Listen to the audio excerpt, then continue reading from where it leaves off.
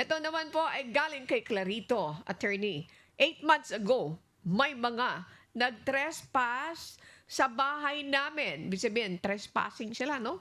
Kung saan may isang lalaki na nagsimula ng gulo at sinabing nasa loob daw ng bahay namin yung magnanakaw. Valid po bang ipablutter o kasuhan yun?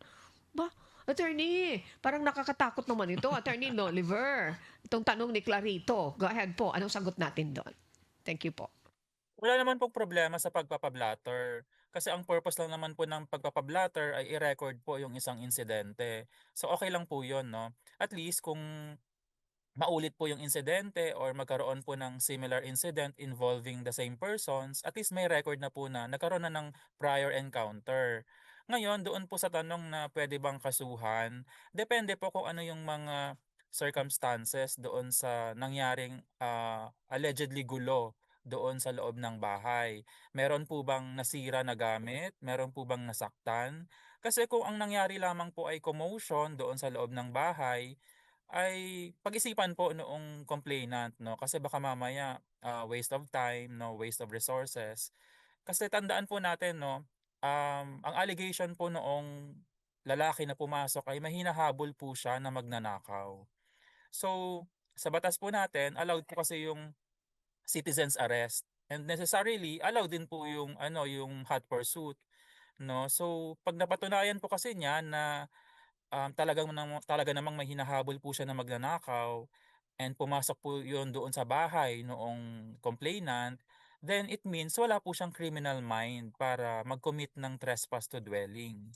So again, tingnan po natin kung ano yung mga circumstances doon sa alleged na gulo doon sa loob ng bahay. Kasi kung simpleng commotion lang yan, ay pagpasensyahan na po natin at wag na po nating abalahin yung mga korte natin na i-hear pa yung mga gano'ng mga minor issues.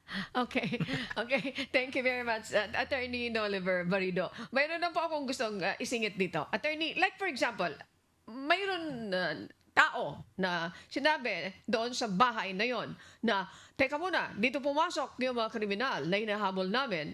May nangyari kasing insidente nung nakaraan. Ay nahanap namin yung pumaslang, halimbawa, at dito daw nakwento sa amin. Pwede bang pumasok?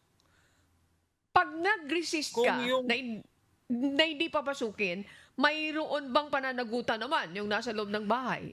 Hindi na yan continuing crime. Matatawag pa ba natin na hot pursuit operation po? Kasi nangyari yung krimen kahapon, pero eto ka ngayon, hindi ka naman naka-uniforme. Sinasabi mo, dito pumasok, may nagkwento sa amin. May witness kami na dito, pero hindi naman niya bit-bit yung witness. Pwede ba mag-resist yung may-ari? Hindi namin kayo papapasukin. Ano bang procedure doon, attorney? Thank you po. So tama po kayo Miss Annie nung pininpoint ninyo yung time difference 'no. Magkaiba kasi yung magiging sagot ko kung magkaiba nga ng ano, ng immediacy doon sa nangyaring insidente.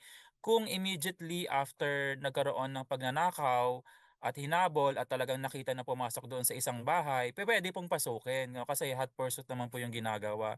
Pero magkaibang bagay po kapag halimbawa nangyari yung insidente kahapon tapos ngayon ako susugod doon sa bahay claiming na nandoon yung magnanakaw, ay puwede pong mag-resist yoong ano, yoong, um, Tao. may-ari nung bahay. Kasi kailangan po may search warrant po yoong gustong pumasok.